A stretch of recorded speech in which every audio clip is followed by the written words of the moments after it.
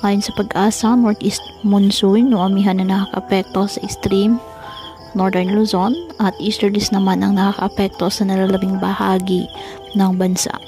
Wala pong bagyo o low pressure area ang minomonitor o namamataan sa loob at labas ng ating PAR na maaaring makapekto sa lagay ng panahon. Ngayong araw, dahil po sa amihan, asahan ang bahagyang maulap hanggang sa maulap na halangitan with isolated light rain sa Batanes at Babuyan Islands.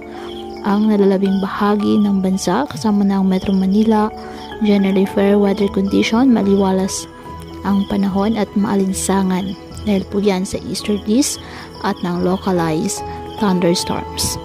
Kaya patuloy po natin na pag-iingat pa din ang ating mga kababayan sa pantapan po ng mga pagbaha at pagguho ng lupa at ugalin po na magdala palagi ng payong o kahit anong panangga sa ulan o di kaya na may sa init ng araw kapag lalabas ng ating mga tahanan. At yan po muna ang update sa lagay ng panahon ngayong araw. Muli, patuloy po tayo na mag-ingat at palaging tandaan, God loves you. Stay safe and God bless.